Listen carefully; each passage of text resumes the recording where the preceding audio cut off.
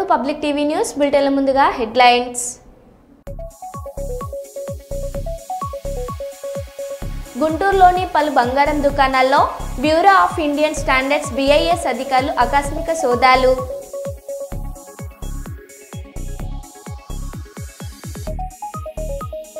Quality food కోసం Amaravati SRM విద్యార్థుల ఆందోళన.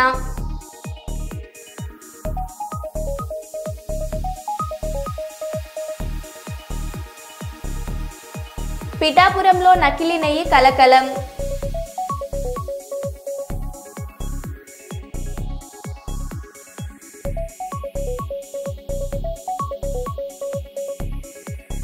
SI సాయిబాబు ఆధ్వర్యంలో దేశభక్తి గీతం ఆలాపన.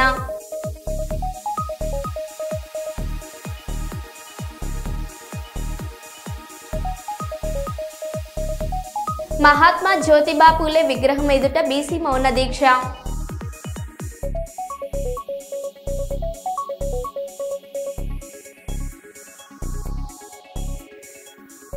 ఇక వివరాల్లోకి వెళ్తే మంచిర్యాల జిల్లా భారత జాతీయ గేయమైన వందే మాతరంను రచించి 2025 నవంబర్ 7 నాటికి 150 సంవత్సరాలు పూర్తి అవుతున్న సందర్భంగా చెన్నూరు నియోజకవర్గ వ్యాప్తంగా ప్రత్యేక కార్యక్రమం చేపట్టారు. కేంద్ర ప్రభుత్వం ఆదేశాలను అనుసరించి తెలంగాణ రాష్ట్ర ప్రభుత్వం కూడా నవంబర్ 7న నియోజకవర్గ వ్యాప్తంగా ప్రత్యేక కార్యక్రమాలు నిర్వహించారు. ఉదయం 10 గంటలకు విద్యా సంస్థల్లో, కార్యాలయాల్లో ఒకే నిర్ణీత సమయంలో సామూహికంగా ఈ గేయాన్ని ఆలపించారు. స్వాతంత్ర పోరాటంలో ఈ గేయం ఉద్యమకారులకు మనోబలాన్ని ఇచ్చి సామాన్యులను సమరయోధులుగా మార్చింది.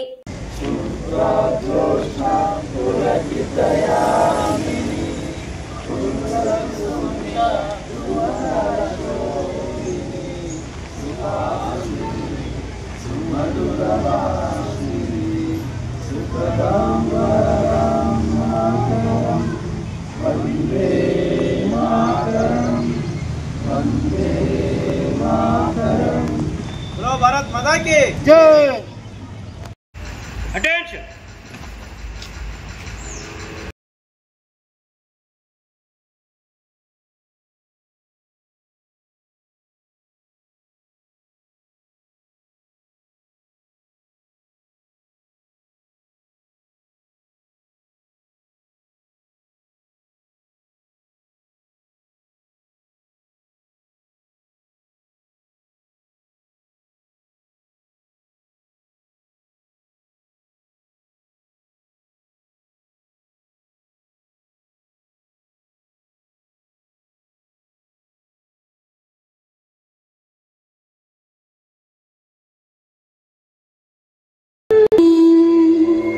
सुहासिनी सुमधुर भाषिणी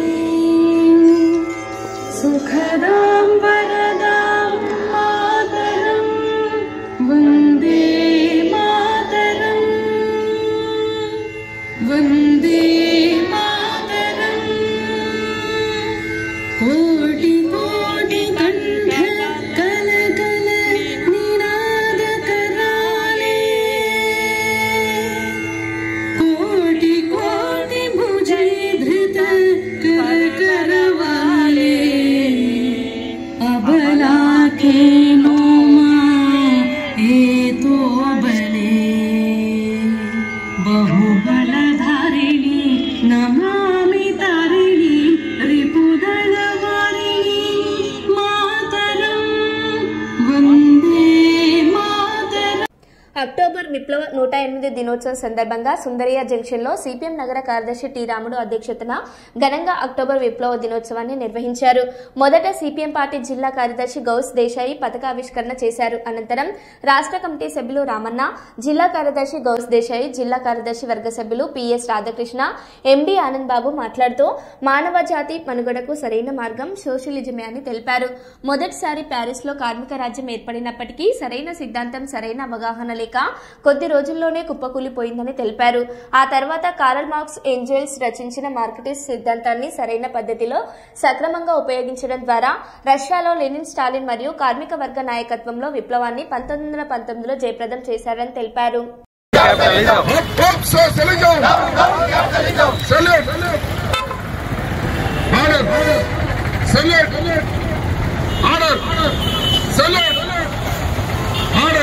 Yellow Janda!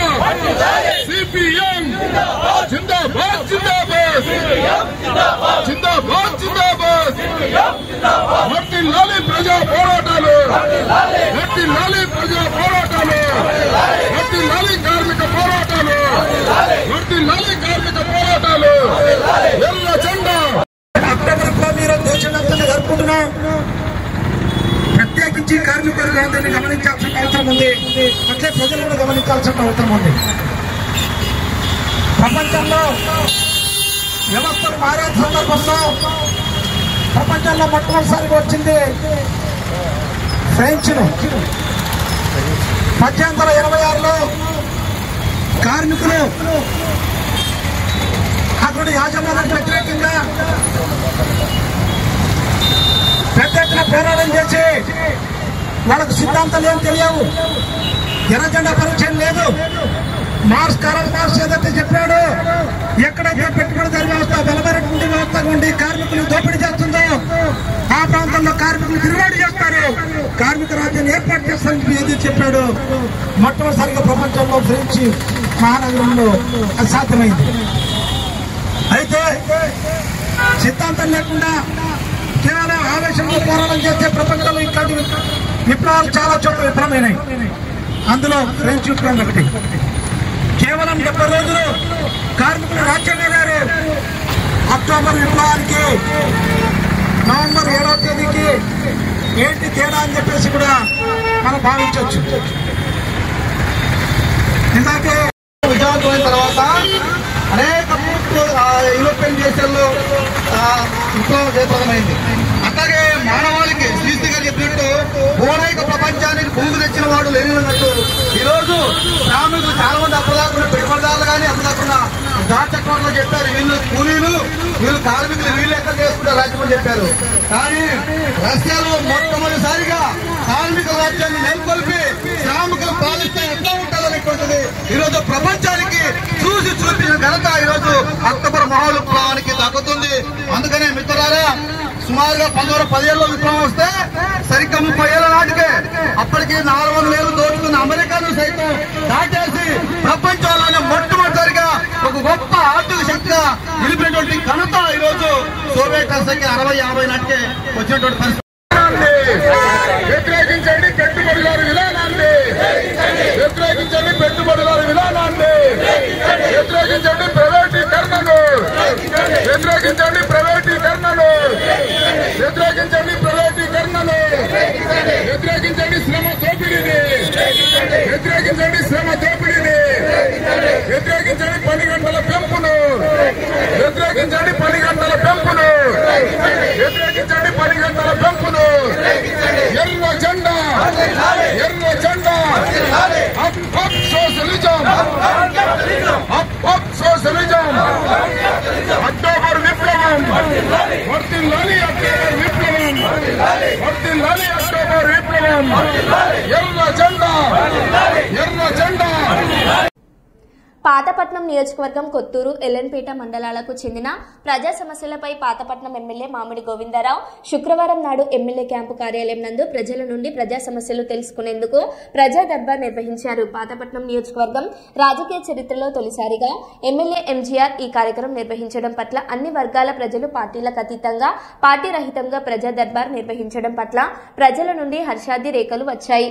గత ప్రభుత్వ పాలనలో ప్రజా సమస్యలు గాలికి విడిచిపెట్టడంతో ఎక్కడ వేసిన గొంగలి అక్కడే ఉన్నంత చందంగా ఉన్నాయి. ఈ తరుణంలో ప్రజా సమస్యలు తెలుసుకునేందుకు ప్రయత్నించిన ఎమ్మెల్యే ఎంజీఆర్ కృషి పట్ల పలువురు అభినందించారు. ముఖ్యంగా 5 మండలాల నుండి వచ్చిన ఫిర్యాదులలో భూ వివాదాలు, రెవెన్యూలతో పాటు రహదారుల సమస్యలు, విద్యుత్ కోతాలు, తాగునీటి సమస్యలు ప్రధాన సమస్యలే ఎమ్మెల్యే దృష్టికి వచ్చాయి.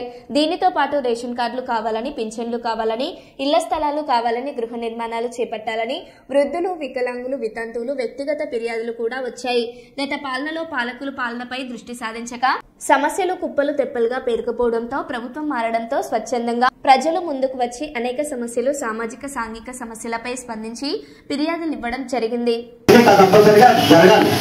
అది జరిగిన తర్వాత మనం మీరు మాకు అప్డేట్ కంటిన్యూ ఇవ్వాలి ఎమ్మెల్యే ఆఫీస్కి. మీకు ఎలా ఇవ్వాలంటే ఇన్ని ఆర్టీలు వస్తాయి, ఇన్ని ఆర్టీలు మేము బాగా రెక్టిఫై చేసాము, ఇంతమంది మేము కలిసాము, అక్కడ ఈ సమస్య ఉంది, మీరు పరిష్కరిస్తే ఓకే, పరిష్కరించకపోతే ఆ సమస్య మాకు చెప్తే మేము ఎవరైతే ఆర్టీ పెట్టుకున్నారో ఆర్టీ పెట్టిన ఆయన మీరు పిలిపించి మాకు ఇది అవుతుంది, ఇలా అది నవ్వదు అని మేము ఎక్స్ప్లెయిన్ చేసిన బాధ్యత.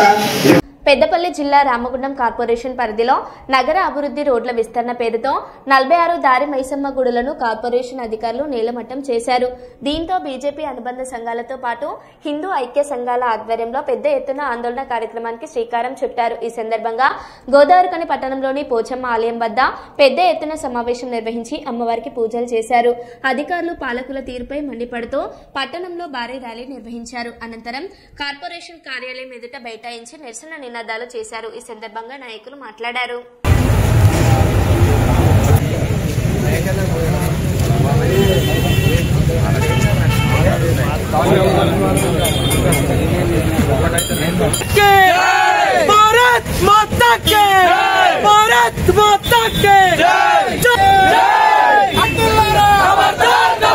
ఇక్కడికి విచ్చేసినటువంటి గోదావరిఖని హిందూ బంధువులందరికీ తీసుకుపోవాలని చెప్పి ఇది అన్ఎక్స్పెక్టెడ్ గా పెట్టుకున్నటువంటి ప్రోగ్రామ్. దీనికైనా పెద్ద ఎత్తున అందరూ వచ్చారు. ఈ సమావేశానికి విచ్చేసినటువంటి హిందూ బంధువులందరి సాక్షిగా రేపటి మరియు ఎల్లుండి ప్రణాళికను ఎక్కడెక్కడైతే 46 గుడులు దారి మైసమ్మ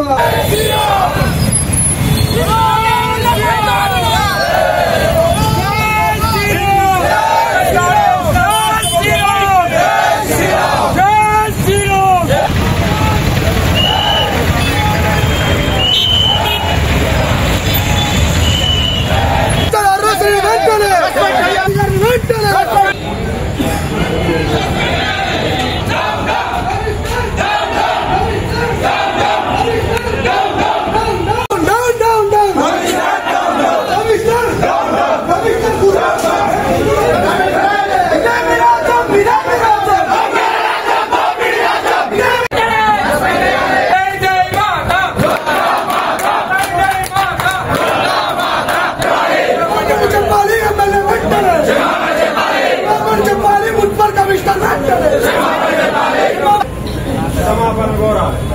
ఈ 3 విషయాలు కమిషనర్ గారిని సస్పెండ్ చేయడం కోసం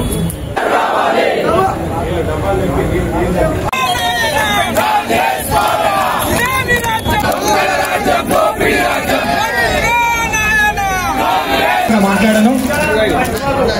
నాకు తెలుసు ఇప్పుడు సంజు గారు చెప్పారు ఏ విధంగా ఇచ్చిండు. మన నుంచి ప్రకారమే తొలగించినని నువ్వెవరు చెప్పని కదా.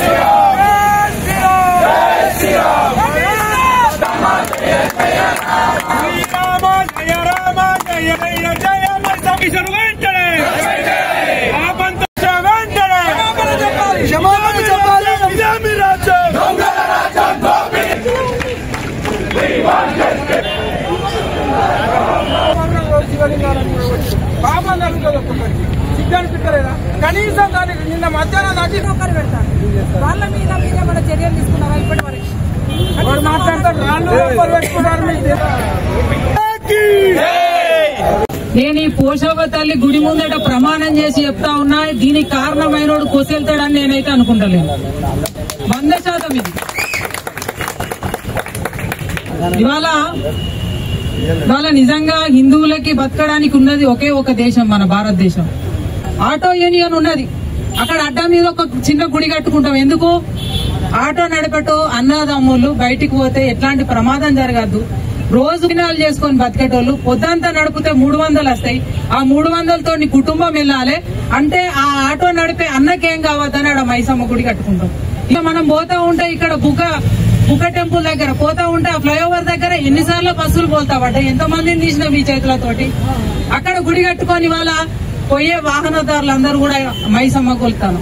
ఇలా మాట్లాడేటోళ్ళకి సోయి ఉండాలి. ఇక ప్రమాదాలు జరుగుతాయని చెప్పి మాట్లాడుతున్నారు కదా, ప్రమాదాలు జరుగుడు తప్పైందని బహిరంగ క్షమాపణ చెప్పాలి. మొదటిది. రెండవది, అధికారులను సస్పెండ్ చేయాలి. మూడవది, అవన్నీ కూడా పునర్నిర్మాణం జరగాలి. అప్పటి వరకు ఏదైతే ఇప్పుడు మనం ఆర్గనైజేషన్ పెట్టుకున్నామో దీని ద్వారా అందరం కూడా కలిసికట్టుగా పనిచేసి ఇది సాధించే వరకు మనం అందరం కూడా విశ్రమించొద్దని. ఇవాళ ఎవరో వేదికల మీద ఉన్నాం కావచ్చు, కింద చాలా మంది ఉంటారు. ఎవరైనా పిలిచిండ్రా, పిలవలేదా, పేరు వచ్చిందా, పేరు లేదా, నాకు ఎవరైనా ఫోన్ చేసిరా, ఇవన్నీ దయచేసి మర్చిపోదాం. ఇది సాధించే వరకు మనం అందరం కూడా కష్టపడి కలిసి పనిచేసి దాన్ని సాధించుకోవాలని చెప్పేసి ఏదైతే ఈ ఐక్యచరణ పాతపట్నం వందే మాతరం గేయం 150 వసంతాల వేడుకల కార్యక్రమం ప్రభుత్వ ఉన్నత పాఠశాల పాతపట్నంలో ప్రధానోపాధ్యాయులు సనపల వెంకటరావు గారి అధ్యక్షతన పాతపట్నంకు చెందిన రామరాజు చారిటబుల్ ట్రస్ట్ అధ్యక్షులు జాతీయ ఉత్తమ ఉపాధ్యాయ అవార్డు గ్రహీత పారశెల్లి రామరాజు గారి ఆధ్వర్యంలో జరిగింది. మొదటిగా భారతమాత చిత్రపటానికి బకింగ్ చంద్ర చటర్జీ చిత్రపటానికి జాతీయ నూలు పోగులు వేయడమైనది. విద్యార్థులకు వక్తృత్వ పోటీలు వందే మాతరం గేయం దాని అర్థంపై విద్యార్థులకు వ్యక్తిత్వ పోటీలు నిర్వహించి గెలుపొందిన వారికి బహుమతులు బహుకరించడమైనది. ఊరేగింపు గ్రామంలో విద్యార్థులు ఉపాధ్యాయులు వందే మాతరం గీతం ఆలపిస్తూ వందే మాతరం నినాదాలు చేస్తూ జాతీయ జెండాలతో ఊరేగింపు జరిగినది. ఈ సందర్భంగా ముఖ్య అతిథి రాష్ట్ర ఉత్తమ ఉపాధ్యాయ అవార్డు గ్రహీత గ్రేడ్ 1 హిందీ పండితులు లింగాల సంజీవారావు గారు, ప్రధానోపాధ్యాయులు సనపల వైకుంఠరావు మాట్లాడారు.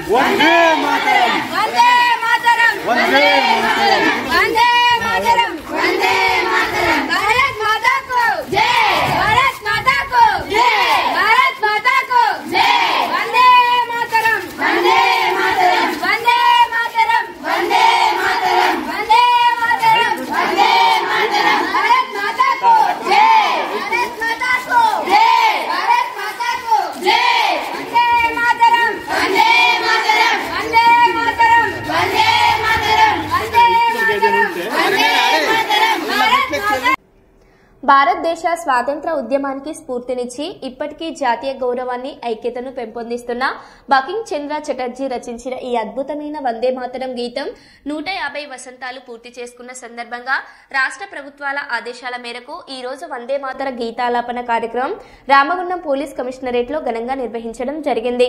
ఈ కార్యక్రమంకి పోలీస్ కమిషనర్ అంబర్ కిషోర్ జో హాజరై అధికారులు సిబ్బందితో కలిసి వందే మాతరం సామూహిక గీతాలాపన చేశారు. ఈ సందర్భంగా సిపి గారు మాట్లాడారు.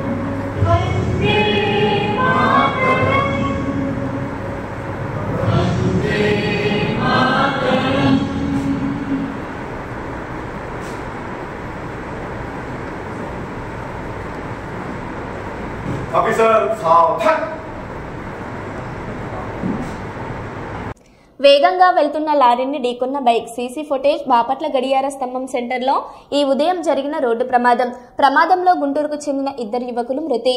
బాపట్ల బీచ్ సందర్శనకు వచ్చి అధికారులు నిరాకరించడంతో వెనుదిరిగి వెళ్తున్న క్రమంలో ఘటన. మృతులు షేక్ జాను నానిగా గుర్తింపు.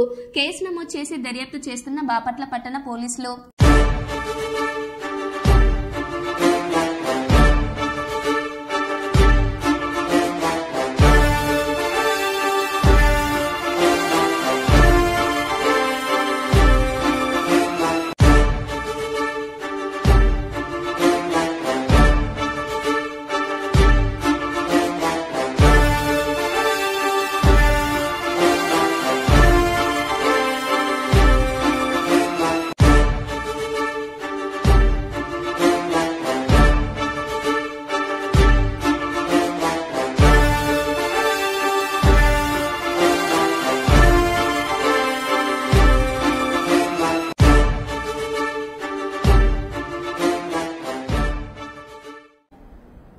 భారీ ప్యాకేజీతో ఎలాన్ మాస్క్ ఆనందోత్సాహంలో మునిగిపోయారు. టెస్లా సీఈఓకి shareholder S1 trillion package ఆమోదం తెలిపిన వెంటనే ఆయన వేదికపైకి నవ్వుతూ వచ్చి తన హ్యూమనాయిడ్ రోబో ఆఫ్టియన్తో కలిసి డాన్స్ చేశారు. మాస్క్ వేసిన స్టెప్లను రోబో అచ్చం కాపీ చేస్తూ నృత్యం చేయడం ప్రేక్షకులను ఆశ్చర్యపరిచింది. ఈ సన్నివేశం సోషల్ మీడియాలో వైరల్ అవుతుంది. మాస్క్ AI ఆధారిత భవిష్యత్ విజన్ కి ఆప్టిమస్ ఒక మోడల్ గా నిలుస్తుంది.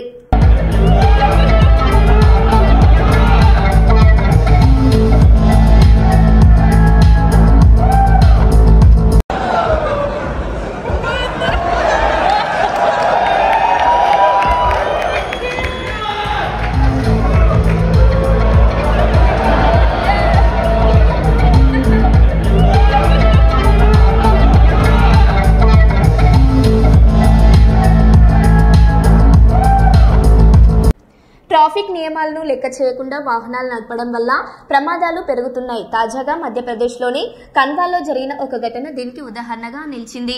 అక్కడ ఓ కారు అతివేగంగా వస్తుండగా రోడ్డును గమనించకుండా బైకర్ దాటేందుకు ప్రయత్నించడంతో కారు బైకును ఢీకొట్టింది.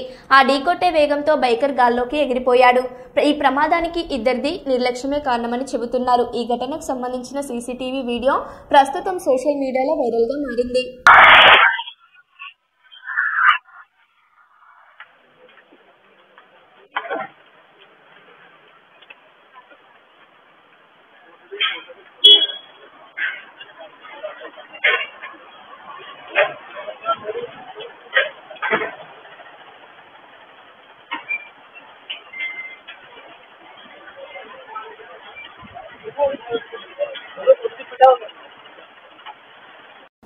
మరో బులెటిన్లో మళ్ళీ కలుద్దాం. Stay tune.